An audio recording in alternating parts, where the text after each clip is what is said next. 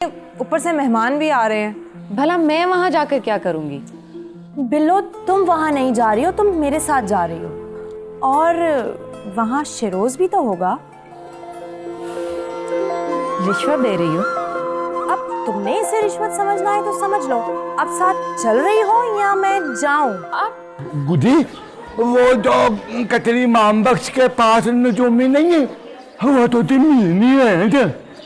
मुझे क्यों मिलने आया था? कहता तो बड़ा जरूरी काम है। वक्त कितना, और फिर ना ईद ना शबरात, तो ये सब मोहब्बत से मिलने के लिए किसी ईद शबरात की ज़रूरत नहीं होती। और मैं तो इसी जज्बे के तहत तुमसे मिलने आई हूँ।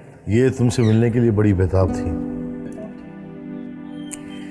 और अपनी इसी बेताबी के हाथों मजबूर होकर मैं तुमसे अकेले भी मिलने चली आती। लेकिन पता है मैं शाजी को अपने साथ क्यों लेकर आई हूँ? सदीका बेगम, तुमसे कितनी दफ़ा कहा है कि मुझे सिर्फ सदीका कहा करो, ये बेगम बेगम मत कहा करो। हाँ, ये बेगम मेरी हैं, तुम सिद्दीका कहा करो। मैं शाजी को अपने साथ इसलिए लेकर आई हूँ कि मैं जो बात भी तुमसे कहूँ, शाजी उसमें मेरी तुमसे सिफारिश करे। सिद्दीका बेगम, इस तरह बात को घुमा फिरा के करने से दूसरे को परेशान करने का फायदा क्या है? सीधी तरह बात करो। शाजी, खास बात कभी सीधी नहीं की जाती, और फिर वो बात जिसके लिए दूसरे के आगे हाथ फैलाना पड़े। सदीका, ये आज तुम किस लहजे में बात कर रही हो? तुम मुझे शर्मिंदा कर रही हो। ये कोई ढकी छुपी बात नहीं है। मुझ पर जब कोई मुसीबत आई है, तुम्हारे घर ने ही मेरी मदद की है। जो कहना है वो साफ साफ कहो ना। तुम हाथ फैलाने की बात करके मुझे शर्मिंदा कर रही हो।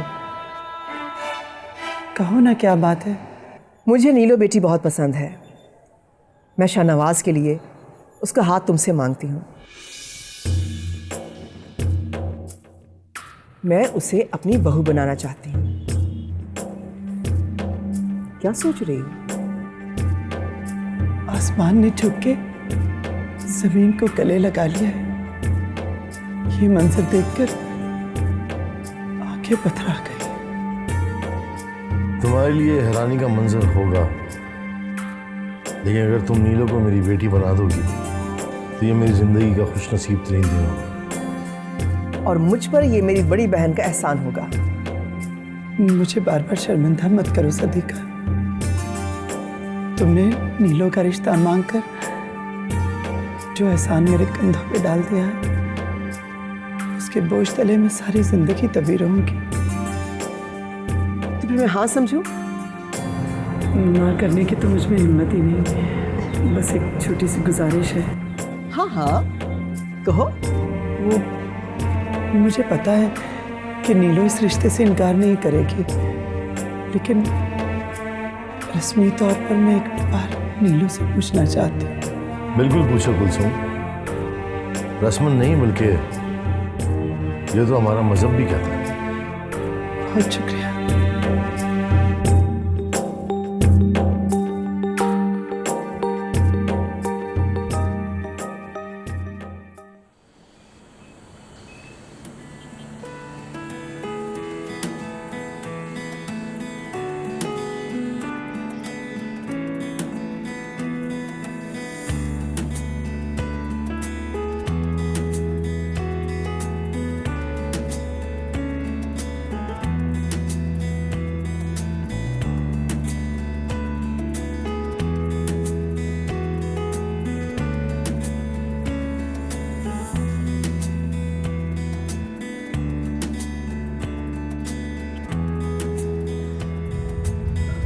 शेरोज भाई, यहाँ पे प्लीज गाड़ी रोकेंगे, मुझे दुकान पे जाना है। अच्छा, एक मिनट। अब तुम कोई बेवकूफ़ी मत कर, बात कर लेना, समझे?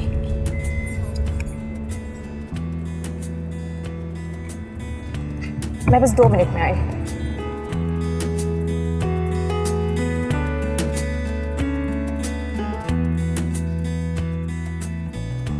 ये नीलो है बहुत समझदार लड़की। वो कैसे? दरअसल इसको कुछ लेना नहीं था, ये हम दोनों को बातें करने का मौका देके गई है। कोई बात तो करो। अब क्या बात करूं? कोई भी बात कर लो, तुम्हारे पास कोई बात नहीं करने को। समझ नहीं आ रहा कि क्या बात करूं। ओके, तो फिर ऐसा करते हैं, हम मुल्क के सियासी हालात पे बात करते हैं।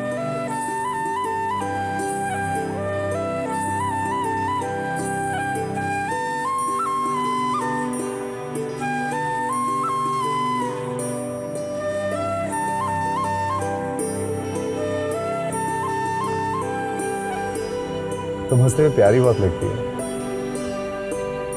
हंसते ही रहा करो।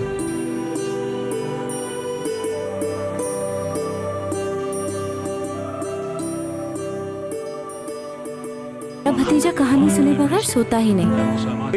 चाय दोबारा बना दूं आपको?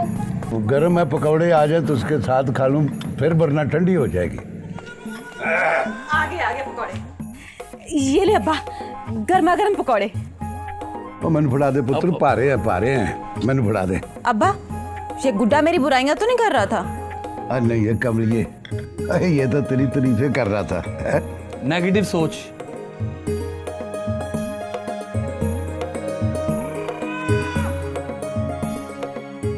वाह वाह बेबी, पकौड़े तो बहुत मजे के हैं। क्यों गुड्डे भाई? वाह वाह वाह वाह वाह, यकीन नहीं आता ये पकौड़े तूने बनाए हैं। बच जाए ना तो सुबह कड़ी में डाल लें। वाह वाह बशीर पहलवान, बड़ी दावतें उड़ाई जा रही हैं, क्या बात है। ले भी सकीना बीबी, जो दावते हैं, जो मनो सड़वा हम खा रहे हैं, तू भी खा ले। करारे पकौड़े बनाए हैं ती रानी ने, तू इससे चबे जाते तो चब ले। चब्बे जाएंगे मेरे से? क्यों, मेरे से क्यों नहीं चब्बे जाएंगे? अम्मा जी चाय बना के लाऊं? हाँ जा लेके आ, इधर ले आए ना।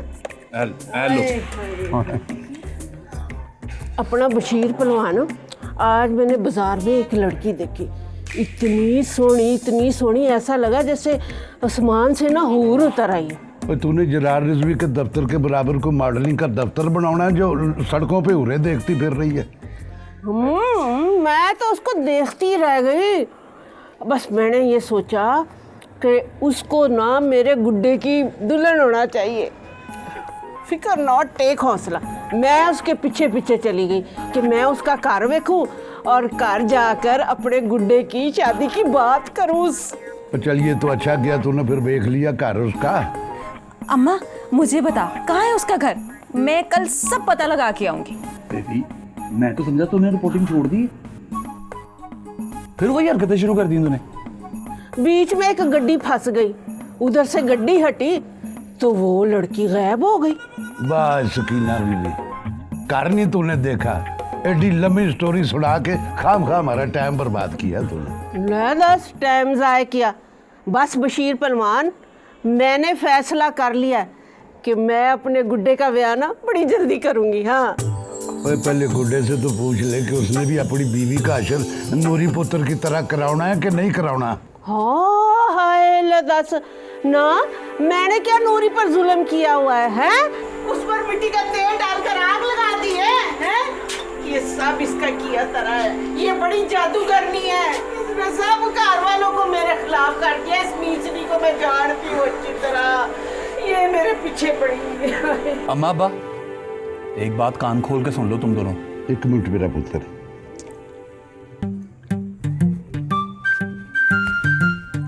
बोल बोल। तुम कैसे माँ बाप हो?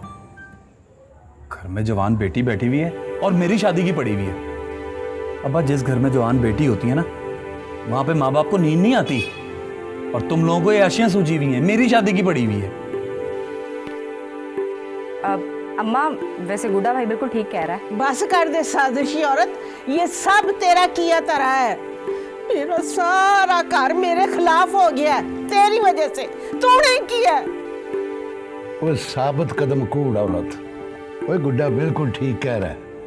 ओए बच्चे जब कोई चंगी बात करे ना तो मान लेते, तुझे उसकी बात में भी साजिश नजर आ रही है।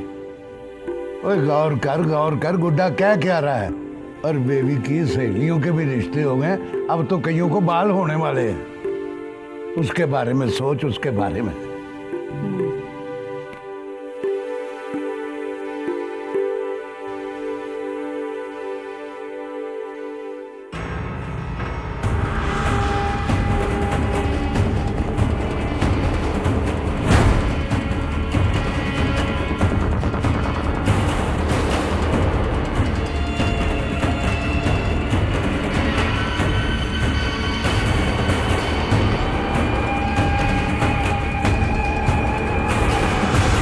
फिर दूध में मक्खी पड़ी हो ना।